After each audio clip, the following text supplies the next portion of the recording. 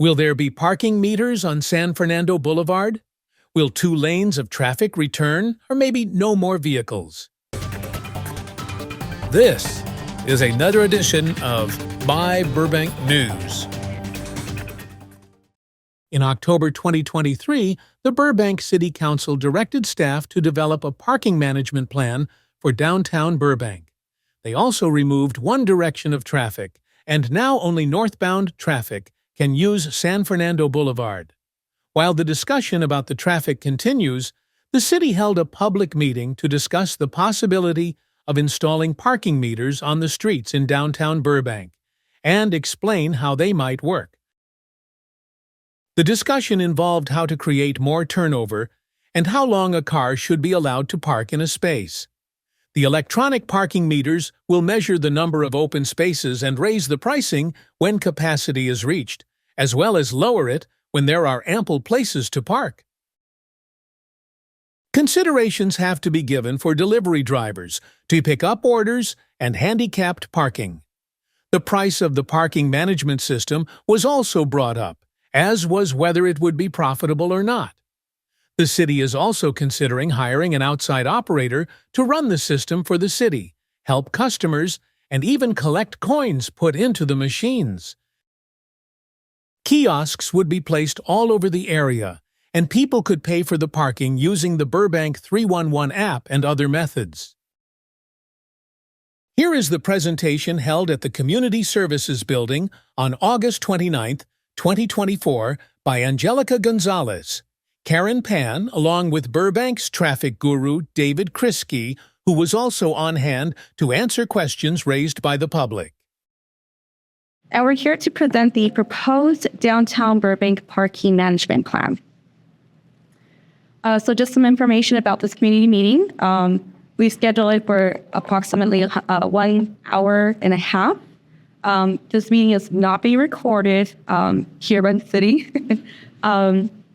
The August 21st meeting, which was actually last week or last Thursday, was recorded. It is on YouTube. So if you guys would like to review that presentation, by all means. Information will be posted on our city's parking webpage at parking.burbankca.gov. So you guys will have opportunities to share input. We will be looking to see if there's any written questions, and then we'll do public comments. And then, of course, you guys can always contact us. We will be displaying our information, our contact information at the end of the presentation, so you guys can get that as well. So, why are we here? Last fall, City Council directed staff to develop a parking management plan for downtown Burbank. Based on our evaluation of the overall parking situation in the downtown area, we aimed at developing a strategy that was going to optimize the on-street spaces. By on-street, because I know we get a lot of questions, on-street is the parking on the public right-of-way, whereas off-street would be our lofts and structures. A huge issue in downtown Burbank is that on-street parking is heavily utilized, yet there's very low turnover. Also, some blocks are more heavily utilized than others, one being San Fernando Boulevard. These areas of high demand lead to the perception that there's an insufficient number of parking spaces when, in actuality, the problem is related to the management of parking and enforcement. So speaking of San Fernando, this past March, the downtown San Fernando reconfiguration was completed.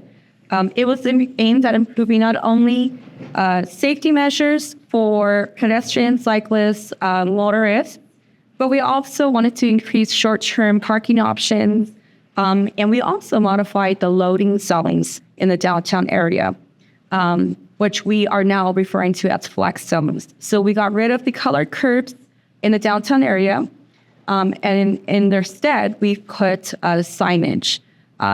We still have 10-minute parking, that's for free. We also have the commercial loading zone, so nothing necessarily has been taken away. In fact, we've enhanced it by making the loading zones up to a certain time and then those revert to 10-minute parking for those, curbside pickups, loading, unloading. Let me run in and grab my coffee. So up here, you'll see our goals. We have 3 main goals, which are aimed at addressing existing and future parking demand needs in downtown. So 1, we want to ensure that customers can reliably find parking within walking distance of their destination. 2, we want to increase access to the businesses by ensuring turnover of parked cars. And 3, we'd like to reduce emissions and lessen traffic congestion from drivers in search of parking and basically circling around and around. So how do we manage parking in downtown today? So we have approximately 6,000 parking spaces, 3,350 spaces our spaces are lots and structures. 2,290 spaces are on street. And we currently have 2 management tools. One are posted time limits. Right now we have 2-hour time limit restrictions, 1 hour, 90-minute, scattered throughout the downtown Burbank area. We also offer parking permits for our public lots and structures. We currently have 7 lots, 4 of which have permit parking availability, and we also have 7 structures which have 6 of the 7 have permit parking. So as you see up there, it'll say days permit. So a single day's permit is $6. If you are perhaps, working in the downtown area, we offer monthly permits at $67 per month. So some of our shortfalls. On-street spaces are consistently occupied, likely for long hours by not only customers, but employees of the downtown businesses. Because these, persons are exceeding the time limits, that makes cause for low availability of parking. Again, the only restrictions or regulations that we have are those time limits, and they're currently free. So it's free parking on street in the downtown area. Because of that, there's no money is being reinvested into any of our infrastructure. So that's one of our third shortfalls. Lastly, we did not have the proper technology for managing, not only the data, the collection of data on the streets, but also permits. So these are some shortfalls that we are looking to address. So I'm going to go ahead and hand this over to my colleague, Karen Pan, and she will actually go ahead and talk about our proposed plan. Thank you, Angelica, and thank you so much for being here today. Knowing that this is a task for staff to look at how we can develop a parking management plan, we took that on as a huge task, and that this task means a lot to everyone. And as city staff, one of our priorities is to make sure that we work together to have a safe, beautiful, and thriving community. And how do we do that? It's by making sure that we engage with the public, we build and protect neighborhoods. And so we take that into consideration with all of our projects, but especially downtown, because downtown means so much to all of us. And when creating this plan, we want to be mindful of the audience that is part of this. Angelica, oh, there it goes. So when we're developing this plan, it's still in progress. We want to be mindful of the residents.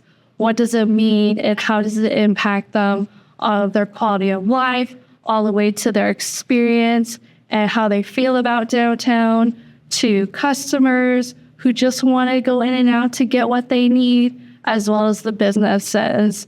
How do customers get to their business and have access to their business, as well as people who want to enjoy and are exploring our downtown, and anyone else that needs accommodation.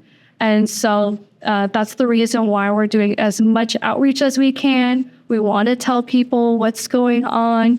for the past year. I know some people have heard it just yesterday. And so we want to get the ball rolling to make sure that this is a team effort as a city, how downtown impacts you.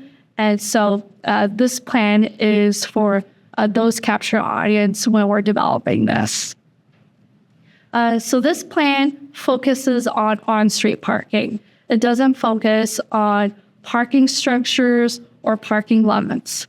And so the way we manage, as proposed in this plan with on-street parking, is that we would manage it through price, meaning that if you were to park along San Fernando, you would be charged for a fee based on the time that you spend on there.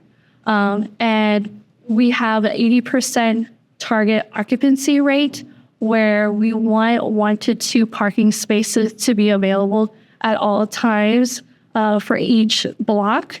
And so that would be our target key measure. And we want to have the parking fees to be reinvested to the structures and lots that we have, and that we understand that there's an expectation to make downtown Burbank beautiful. And so we want to take anything we have through this plan and, do any maintenance or, make any improvements to those structures and lots. And part of this plan talks about how do we implement our parking management plan. So there's key components to this. There's the management strategies of what we're looking at and what it composes of, which we'll go over today, as well as the infrastructure that you'll see, and then how do we enforce it as well. This is a map of where we are proposing parking management be downtown. So horizontally, you'll see that's San Fernando Boulevard, and then between 3rd and 1st, it'll cover Magnolia, Palm, Orange Grove, Olive, and Angelino. So you'll see that's where paid parking would start. Some of the key components to parking management is related to the fee itself. And we are considering us starting at $2 per hour, meaning that knowing that you're paying by the time that you're there. So if you're there for 15 minutes, then you're paying that prorated. If you're going to stay there for 2 hours, then it's $4.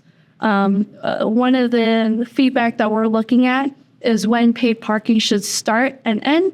So if any of you guys had feedback on what that looks like, that would be very helpful. And because parking management, or just the experience of downtown, we want to make sure that it's a very simple, understanding place where you're not confused with all the signage. We want some sort of uniformity between the time limits. When you're there right now, some spaces are 60 minutes, some spaces are 90 minutes. And so we're proposing to have some sort of uniformity of 2-hour limit across the board. There's a consultant on board to assist us with this effort, and that we've taken a look at what parking management looks like in other cities. So we have on the screen Glendale, Old Town Pasadena, Culver City, Santa Monica, Beverly Hills, West Hollywood. And on the screen, if you were to look on the left side, that's the core of downtown. And then there's on the right side, which is the outer core of downtown, where some cities have structured parking rates to be different once you get further away from the downtown area. So you can see that the hourly rate ranges between $1.25 to $2.50. Time limits also ranges from 1 hour to 3 hours. Hours of operations vary across the board, depending on that community, and hours of operation is every day. And then you can see in the second column that the hourly rate is a little bit lower, probably because there's more parking space available, and that ranges between 75 cents to $2. Other conditions that we're considering Part of this, if you do have an ADA placard, you're exempt from paying for parking, as well as the time limits itself. We also did a study in March of this year to look at what the average on-street occupancy is. And you can see on the top left corner where you see that box, that is the area that we're looking at to propose the parking management plan. And then you can see by the color coding, when you get closer to that red color, then you know that occupancy is really high in that area, which makes sense because San Fernando is completely red in that area, meaning that on an average day, whether it's a weekday or on a weekend, you're always going to see parking full throughout the day. And then when you get closer to the yellow and green, that's where you'll see more parking available throughout the day. So with the parking management plan, just like what Angelica was mentioning, is that the whole purpose of this is to manage that parking so people can experience those businesses and have available parking, and other customers can enjoy those businesses as well.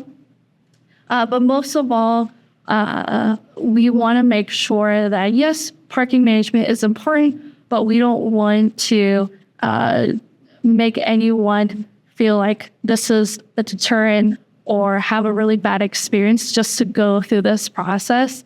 And so we're really mindful of making this transaction and this experience to be quick and very simple for others so that you're not being confused between paying through a kiosk or paying through your phone. I want to make sure that customer service is available at all times. So if someone does need help, that help would be available.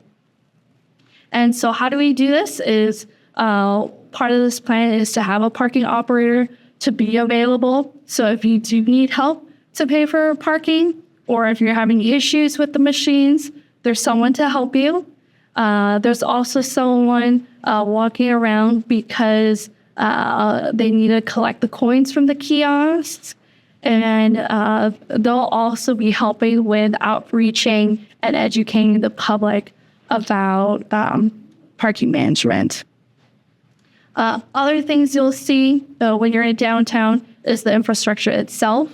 The kiosks will be in multi-space kiosks, and it's about 5 feet tall, and it accepts coins and credit cards.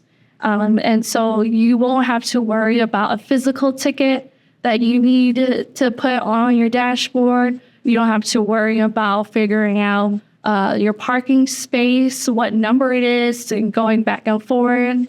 When you're paying for parking, it'll be based on your license plate. So as long as you know your license plate number and you pay for parking, that's all you need to do. So you don't have to worry about losing a ticket or trying to figure out what space number you are. It's just going to be a simple transaction. You could pay through the kiosk, or you have a mobile payment option, which can be through an app, or you could pay it online. You don't have to download an app. And then also in downtown, you'll see the signage. The signage, we're still working on it. I know you see a QR code there, but it doesn't mean we're going to have a QR code. So we're looking for any feedback about how people feel about it, because we definitely have seen in the news that there's issues with QR codes. And so we're very mindful of that. But most likely it'll be a signage where you would text to pay versus the QR code. Another thing that you'll see in our plan is regarding enforcement. Because the customer is entering and paying for parking through their license plate number, that license plate number is used for enforcement. And so we'll be able to recognize if someone paid or not paid for parking, and if there's anyone who's overstaying. And so next steps is that we still want feedback, regardless of what it is, and we want to share all that feedback with council. and we're aiming for November 19th. And if this is something that they want to move forward with, we think it'll take about 3 months for it to be implemented. That concludes our presentations.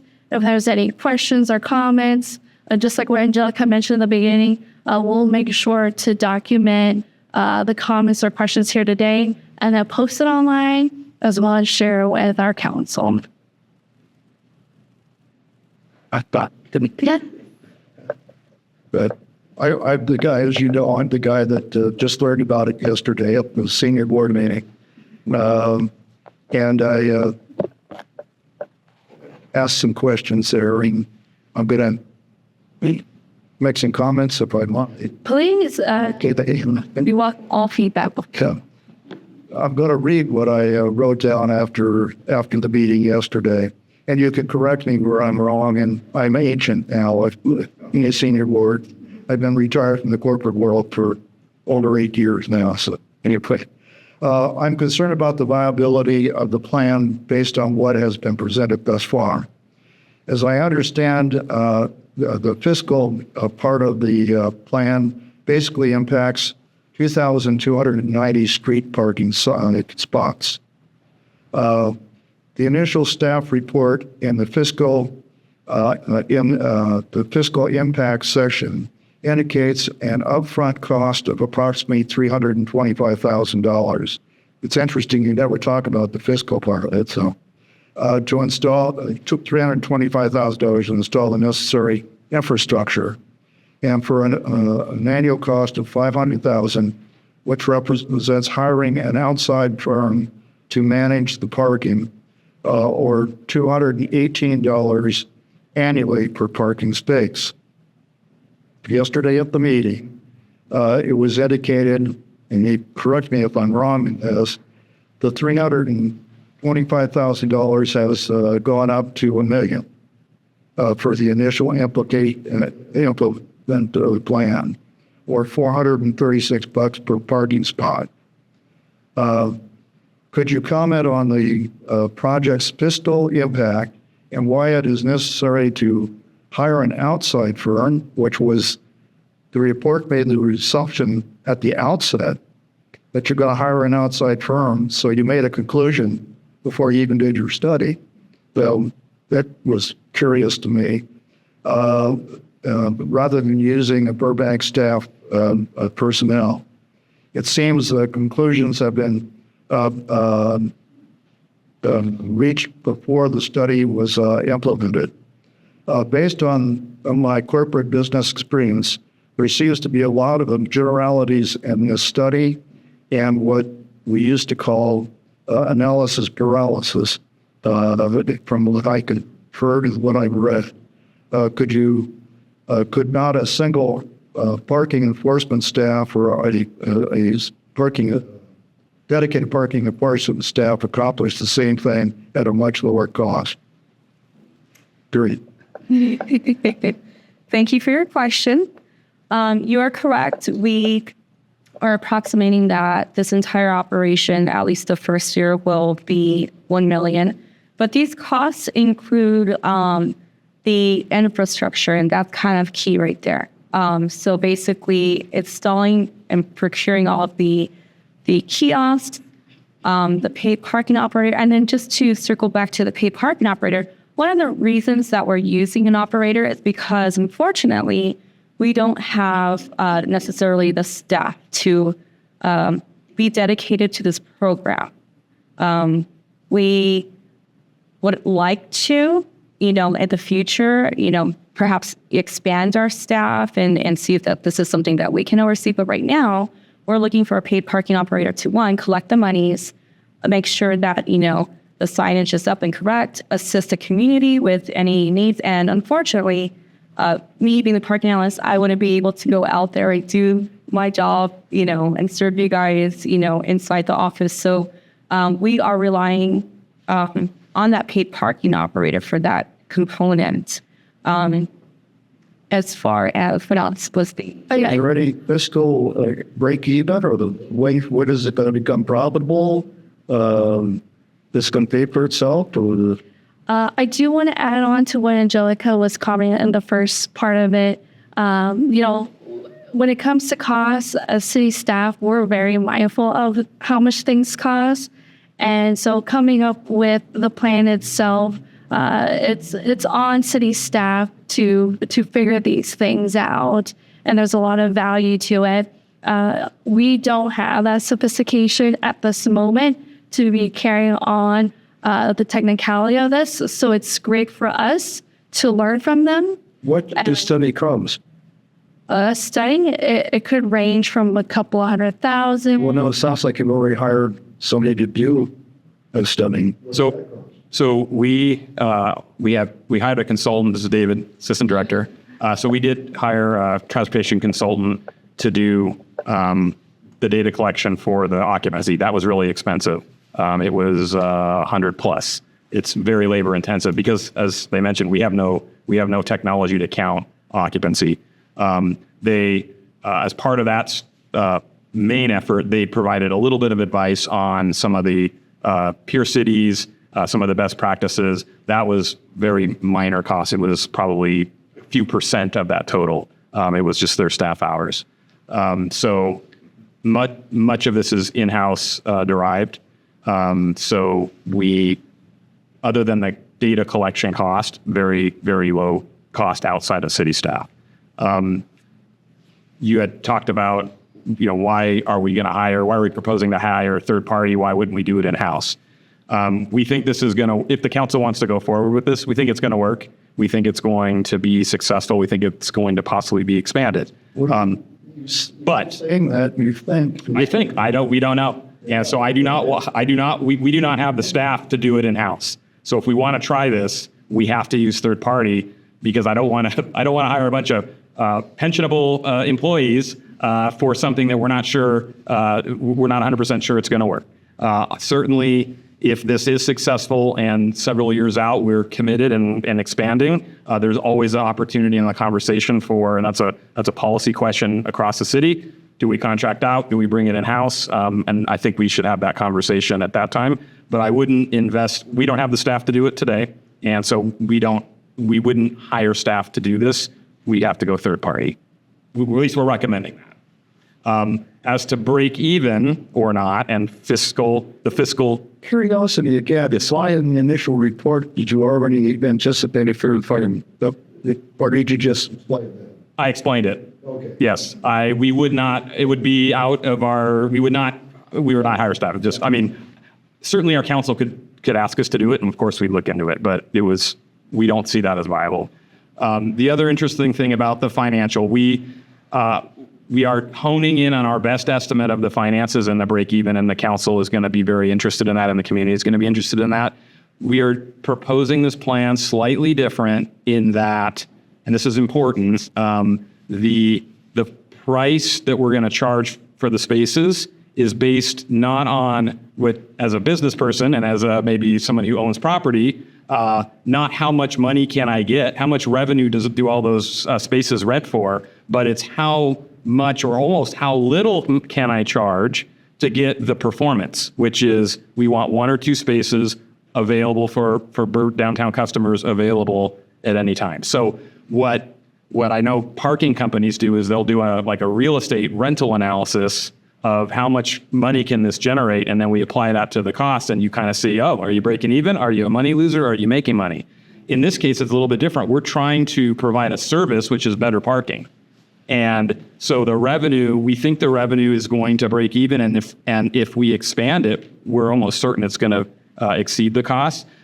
We're in a little bit of a loss leader in that we have this small little pilot proposed, and so that's why we're honing in on the finances. We think it's going to break even, but it's hard to forecast what the rate will be based on the occupancy that we want.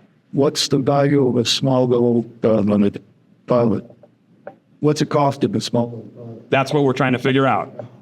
So Well, we're at $1 million. the cost is $500 to $1 million, and we think the revenue is going to be probably 3/4 to 1.2. But we're trying to hone in on what's the turnover we see now, what's the turnover we want, And then what is that? That's the trick, is what's that price going to be to get what we want? So we're going to start at $2. And maybe we didn't explain this very well in the presentation, but we're going to start at $2.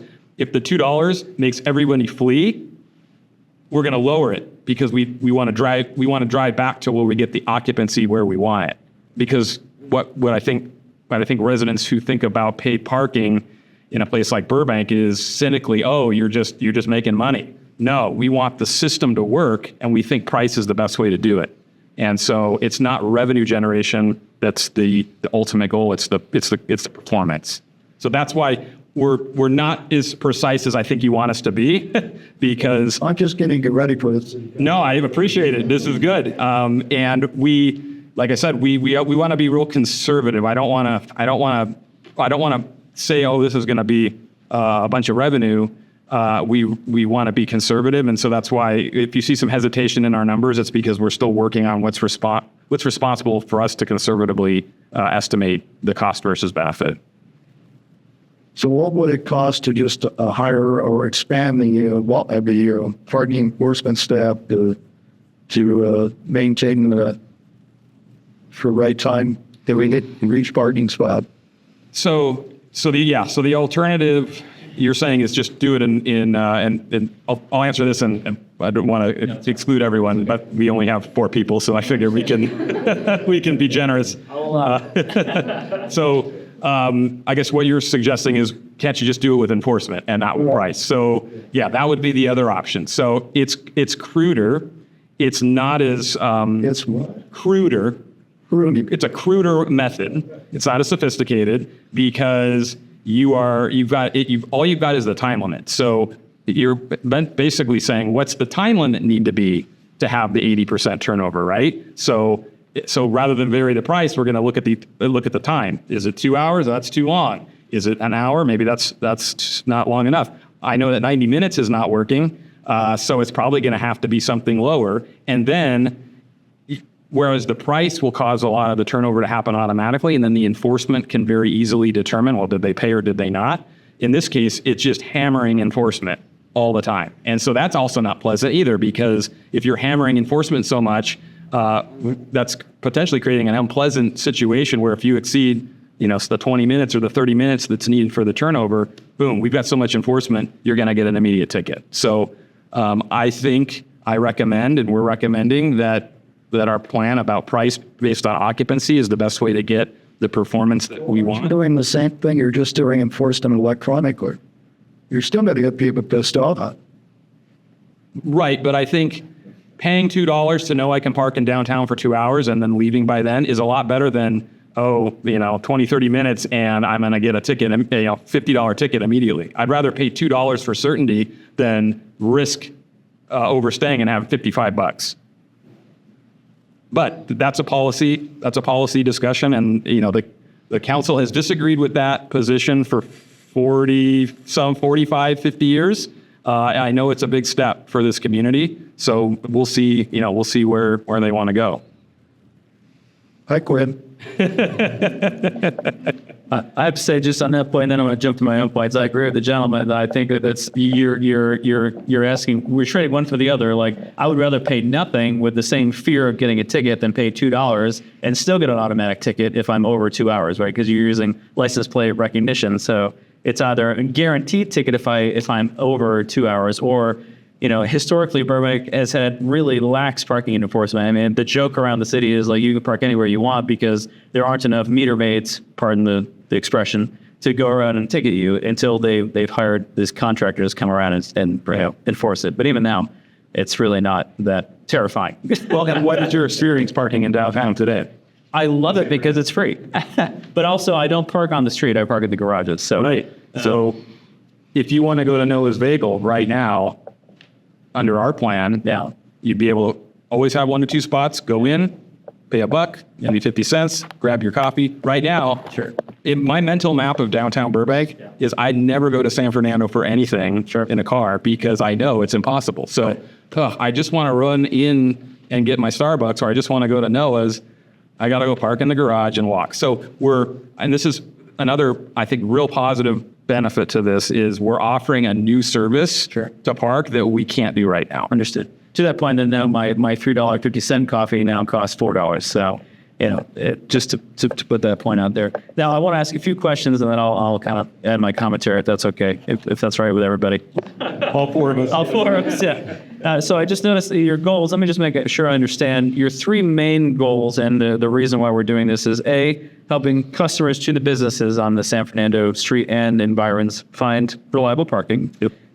Increase access to the businesses, and by that you mean by customers, right? Mm-hmm. Primarily? Mm-hmm. Okay. Now, sidebar to that, I've also heard, in discussions that it's really a concern because of employees trying to find parking. Is that true? That's my first question before I go on. So it's the employees parking where they're not supposed to. Okay. Meaning they're parking in the San Fernando. The employees should not be parked. They should not be parked. They are. Yes. Good. Yes. So the increased access is really meant to be for the consumer, not the, okay.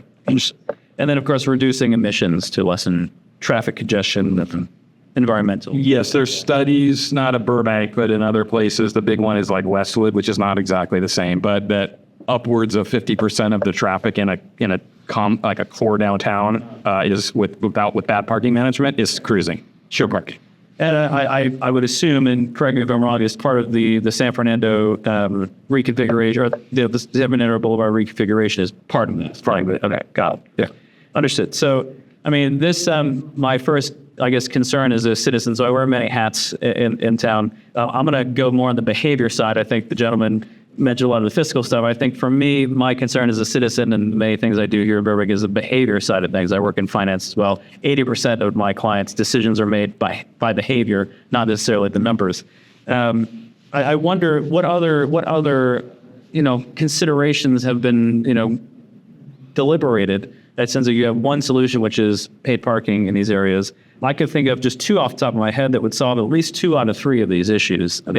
Potentially cheaper. We mentioned one, just increasing enforcement, again, going on the fact of lax parking enforcement throughout the city. So wouldn't that be, Occam's razor, the easiest solution is just make it a little more stringent, to hire a couple more parking enforcement agents to do this. That'd be one. 2, and I've been considering this for a long time, just shut down parking on San Fernando altogether, or all traffic altogether. Be like, hey, just make it a pedestrian friendly. Now, yes, there may be more, or there should be less parking off street, right? You're going to congest your garages, et cetera. However, now you have full pedestrian access to these businesses, and you don't have to worry about it at all. So I guess it's a multifaceted question, but are there simpler solutions that have been addressed? So I think the simpler solution, which has been it would be enforcement with a appropriate time limit. Sure. And I think for the last probably couple of decades, we've been trying the simpler solution, which is kind of messing with the time limits. It was 2 hours, I think, a long time ago. Maybe it was 1 hour. Now it's 90 minutes coupled with enforcement. I think that would be the primary alternative to our plan, is probably some lower time limit, probably 20 or 30 minutes, and then very aggressive enforcement. Right. Okay. And I think back to the finance too, we'd have to see whether if the scofflaw, we'd have to hope that the scofflaws are so high that we're getting a lot of tickets, because the cost of the enforcement would be expensive. Right. Whereas charging the fee makes it cleaner for the user. I think it's more of the performance that we want, which is having a couple of spaces occupied or unoccupied at all times, and we don't need quite as much enforcement. So I think that is the downside to I call it the hammer, right? Just enforcing out really good with a lower different time limit. With regards to the alternative of closing the street, the council talked about that when we were considering the San Fernando reconfiguration. Some people, and even I think a couple of council members, wanted to go to full closure of San Fernando. There was concerns raised by many of the businesses that would impact their viability, that they rely on the visibility of the open street to cars. Sure. Again, 4 decades ago, when we used to have the Golden Mall, we actually did close San Fernando. I think circumstances were completely different back then. Everyone was fleeing to more suburban development, enclosed malls and little downtowns like Burbank were dying. I think that was the primary reason why Golden Mall was probably, but I think businesses see that and see that negative economic activity. And so we got a lot of comments that they didn't want that. So we felt that the San Fernando reconfiguration was kind of like a compromise, getting more safety, reducing the footprint of the street. Like if we made that permanent, we could bring the sidewalks out. And then the businesses said they did like, and they felt very, and it was very important to have parking right in front. Okay, gotcha. Thank you. And the other question, or mostly questions and concerns I was thinking, the parking study that you mentioned on slide 15, I guess here, is mostly regards to cost, time limit, hours of operation, et cetera. Has there been any other, are there maybe more details of the study that we're just not seeing in the presentation that has to do with, do these numbers or does these strategies in, say, Glendale, Pasadena, Culver City solve the same problem? Meaning In terms of the turnover of spaces, reducing emissions, et cetera. Because right now this seems more like a just cost analysis and like, what are other cities doing? Can we, kind of file suit and be viable? But do they have the same, have they solved their own problems? Because, let me finish my thought here, because we drive around these cities, no matter if they were charging $4 an hour, you still can't buy parking. Like it's impossible. So I would say the primary focus of that data table was just, the council usually asks for this is just a gut check of what are you proposing in reference to the peer cities. Mm-hmm. So we're showing that at least the initial start, the $2 as our starting position, is within the realm of what our neighbors are doing. Mm-hmm. You're right. Pasadena is hard to park on street. Off street is fine, but then the garage, it's weird about Pasadena, the garages on like an hourly basis, on like a marginal cost basis, to go in the garage, it's like $6 no matter what, right? Or maybe it's $8 now. Yeah. Whereas you're on street and it's just like $1, $2. So I would argue that Pasadena is not like what we're proposing, because we're proposing that, really moving that performance charge. Glendale, I just chose those cities. No. Glendale, they are, I'm trying to think what the experience on brand is. They have a sort of a version of this. I don't know how much they raise it. Glendale's a little bit different. We looked at Pasadena. They go by occupancy level as well. Glendale does the same thing, but Glendale's a little bit different because their rollout, they rolled it out where it was just the kiosk first. And then later on, they added on the mobile payment option, and they have rates based on where you are. So the core is a certain rate because they know specific streets are busy. And then when you get to different street, it's a different rate. And they don't have a mechanism that I'm aware of, that I remember, where they fluctuate. It's just, this is what the rate is on this street, and this is what the rate on this street. I don't think any cities is adjusting it as we're proposing, which is like more directly based on occupancy, like where it could be up to 4 times a year growing in price. Curiosity, how long have the other cities done that? Did you get any feedback from them? Has it turned profitable for them or not? Yes. It has. It is very profitable. Yeah, again, I think that just to summarize this aspect of it, I'm skeptical that this would even solve these problems, because it's the age-old, again, economic supply and demand. Like there's very little supply. There are limited numbers of spaces. There's high demand to park in these places. You're going eventually, over time, you'll be able to charge whatever you want to charge, and there'll still be. You'll find a break even for a threshold where people will stop paying for it, right? But that's the same problem with housing in Burbank. It's the same deal. You have few places to live, huge demand, and prices are sky high, and they're unlikely to go below a certain threshold ever. And of course, there's a top threshold as well, where you're not going to pay $10 million for a 700 square foot house. So that's one of my concerns that I don't see, at least in this data, and I would love to see that data. Is like, are there these other peer cities? Are their parking solutions solved based on our goals using these times, rates, et cetera? And then lastly, I'll just kind of follow up with the behavior of it. I think that, I know that the businesses are split kind of 50-50 in terms of are they pro or against this, but one of the things that makes Burbank so different than all these other cities, especially our peer cities, is the fact that we have at the moment, free parking everywhere. And I think that's something that I think that Burbank should consider very strongly in keeping that uniqueness. I mean, we don't necessarily need to be like everybody else. One of the things, the reasons why my wife and I moved here and choose to stay here is because it's so unique, and particularly parking. I have a particular allergy to paid parking myself, but that's a personal issue, I understand.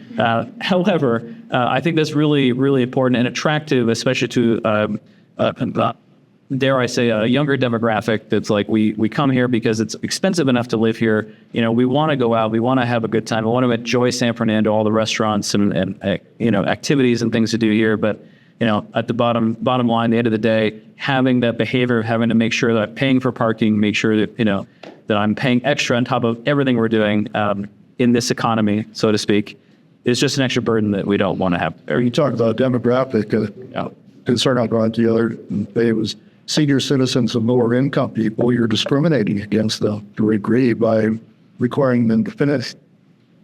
So I think we're definitely mindful of that, because paid parking has been tried many, many times since I've worked here. I've been here about 20 years, I think even before that. And that's exactly what we hear. And I think even 10 years ago, we wouldn't have even been to this point. So we're very cognizant of that.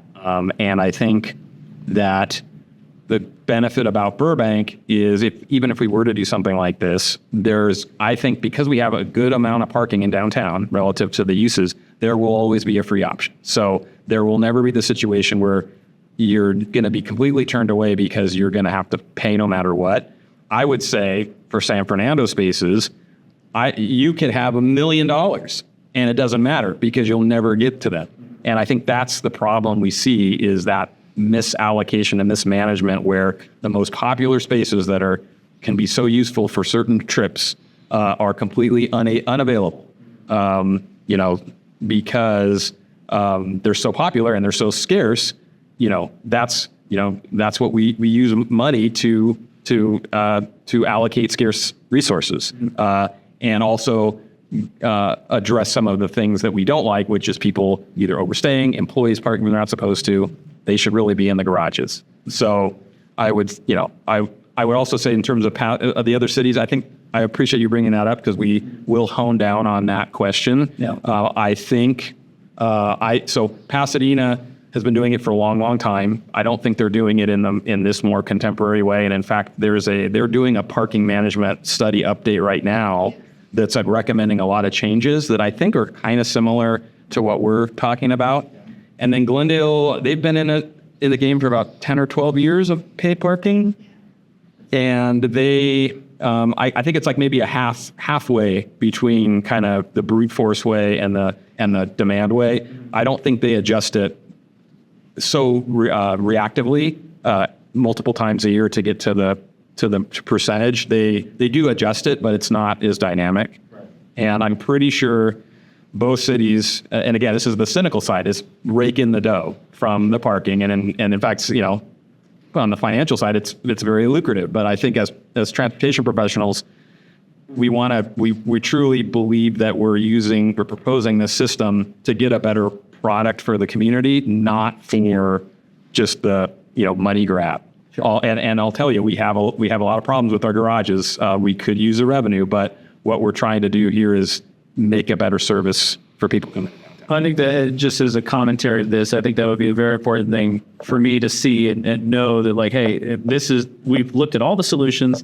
This is the solution that fixes the problem, number one. And the revenue is just a byproduct, right? If that's really the platform you're standing on, like, played without, with a fair amount of doubt, like, this is the way that we're going to solve this problem, and the revenue is a bonus. And I get it. I know the parking structures are outdated. I mean, I was at the chamber meeting when you guys talking to me. Somebody asked about the structures, like, built in what, the 80s or if not before? I mean, yeah. The one by Islands is in the late 80s. They're old. This one right here is 70 something. Yeah. So yeah. So I understood. I mean, completely. So, but that would be something I would love to see, I think, before I have any other opinions on. I appreciate it. Yeah. The other thing too, not to belabor it, being mindful of the cost, we're whereas a lot of cities have a lot of legacy equipment, old meters that they can't exactly. Yeah, so with huge expenses. We are tabula rasa. We have nothing. So we're trying to, we kind of have come to the conclusion we have to have kiosks because people are just going to want to be able to go to something and pay. But we're hoping we've tried to minimize the kiosks and we've tried to really promote and push the mobile that we think many people, if it's easy and clean to use, is going to be the best way to do this. And back to the issue you had about like just another thing, like go put money in the meter. I get that. That's why we're not, they're not meters anymore. And we think the app, if we do that part right, is going to be the most frictionless because, the first time you're going to have to, I got to remember my license plate. But then once it's in the app and you come here periodically, it's going to know. So you're going to pull up, bring up the app, put in the zone, and it'll already know your credit card and it'll already know your plate, and then boop, and that's it. And that's what we're trying. I appreciate that. And to your credit, I have no problem with the technology. Like I loved that part of it. It's like, okay, if this is the way to go, if that's the solution, that's the only option you'd have. It's like what the least friction about as possible. And I think you definitely come up with that. So I almost want to do only app. Like we kind of thought about that. Yeah, I know.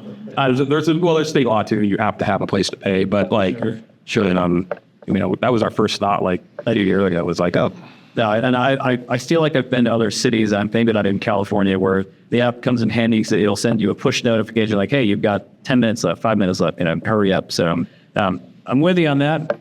It's the bigger picture for the overall picture that I've got questions about. They're going to have classes for the seniors, though.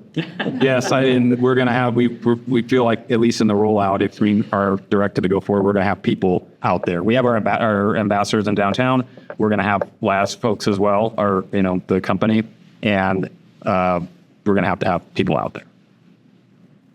Have you considered an option that's somewhere in between where maybe there's a 15-minute limit total? If the concern is really having these spots available for you to pop in and pick up your coffee or, grab your to-go thing for whatever, because I've also heard that, Lyft and Uber drivers who are, or whatever, picking up like DoorDash and whatnot, that's a huge source of the problem.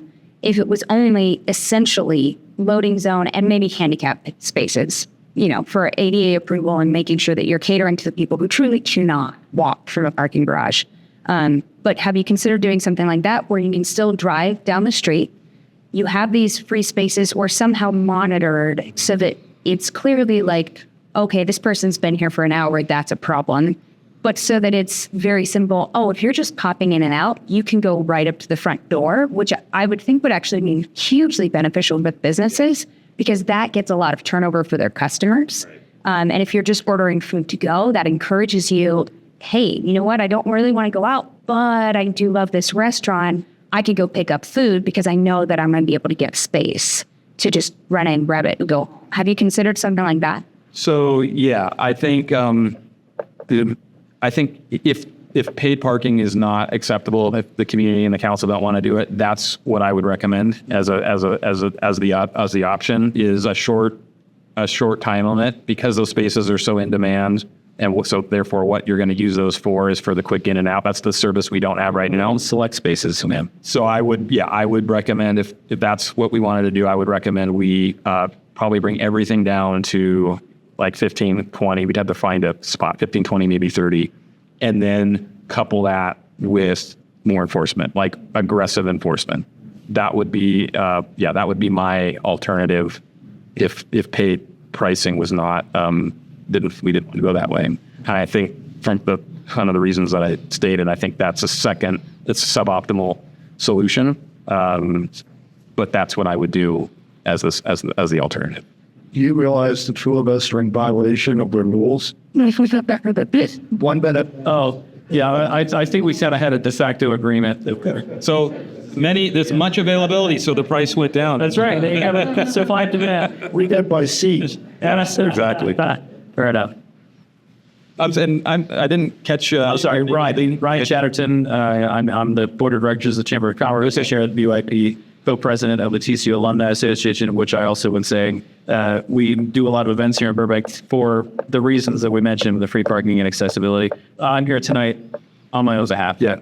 Okay. As a citizen. Thank you for the question. For the record. Yeah, I get it, and I understand. I think we all understand the trepidation that people have. Sure. Absolutely. We think this is a good plan, but we understand that there's a lot of concern around it. He have a big job. Yeah, but it's good, Mr. Wardy. Good. Anything else? I'll go to a beer at story time. Thank you all. Thank you very much. Coming. Yeah. Appreciate it. Thank you for watching the latest My Burbank video. If you have it in your heart, please consider helping us by clicking on the super thanks down below. Or even better, go to our channel and consider a membership. Your support is what keeps My Burbank going strong.